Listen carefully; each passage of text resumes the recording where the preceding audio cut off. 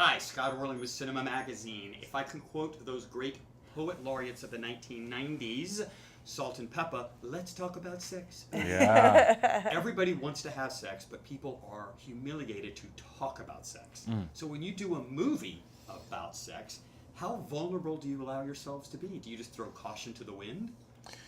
I think we let ourselves be pretty vulnerable, but we've been doing comedy for a long time, you and I, so it was, I think we had the same goal in mind to make it as funny as possible. I think we did it.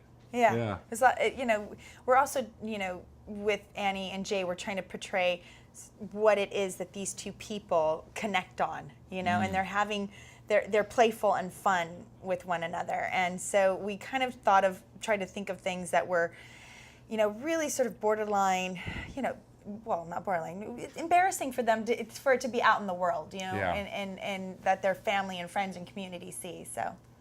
There's a generation that's going to be watching this movie that has never heard of the book, The Joy of Sex. Right. And for a whole other generation, that was like the end all. Oh my God, if you got your hands on that, you could actually see things you never even knew about. Right. So how much of a template was that? I mean, had you guys seen this book before? Was it unusual to look through it? I hadn't seen it until I started working on the script, and then we used it to its fullest, to its maximum. I mean, to be honest, we did some positions that certainly weren't in The Joy of Sex. Yeah. But there were some great illustrations that helped for the filming, and terminology too, flanquette. Yeah, flanquette. Yeah. That's just funny. Yeah. You know what I mean? Like Totally. the word. Yeah, it was a very military sounding approach to sex. Yeah. Actors always sometimes have to go to boot camp or have to learn a special skill. I presume this is one that they didn't have to bring in a expert. They didn't bring in any experts, but it was definitely discover as you go. There are some things in there that I don't think you would ever want to try in real life. No.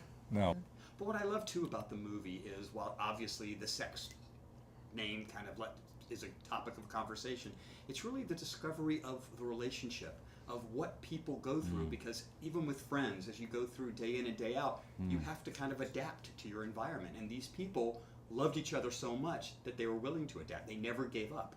Yeah, absolutely. I think, that's kind of really the movie is what it's about. Is that these two people who have been married for, a decade, longer than a decade, they are really committed to keeping that spark going, because they've let it sort of fade out a little bit, and they realize that it's not the best thing for their relationship, and they really love each other, and they married the right people, and this sort of venture that they go on also reinforces that, because they see they're great partners, not just in having a family together, but also just conquering really tough things together. So I want to ask you about humiliation, because this couple could not be more humiliated as they go through this movie. Is that something that's just easily identifiable? Have you gone through moments, I mean, we're all vulnerable, where you've just felt, oh my God, if something were talked about or discovered, how humiliated you could be? I think that people gravitate towards it. It's what you talk about at a dinner party or something. When you say, hey, he has the greatest story, it's generally one where someone is like, oh no, I can't believe that happened. Those are the things that I think we respond to, because it's very easy to imagine, what if that happened to me, And while we also know Cameron is an incredibly gifted actor and comedian, but she throws a nice punch. I mean, if I say the word mailman, I don't know what's going to But did your arm hurt after? I must say, Cameron was actually very, very aware and sensitive to the fact that she was hitting me. I was hitting him, and I tried to pull my hits a little bit. Yeah, I have no doubt that for some reason, should you desire to knock me out, you would be more than capable, is what I picture. I would never do that. No, but you would be capable. Sure, but I hope so. Are you careful now before you hit the send button on any internet communication? Yeah. Yeah, I really am.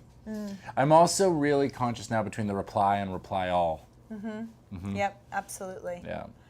Sometimes I think that when you go to push reply and it comes up reply all, that only happens if there's more than one person on the email.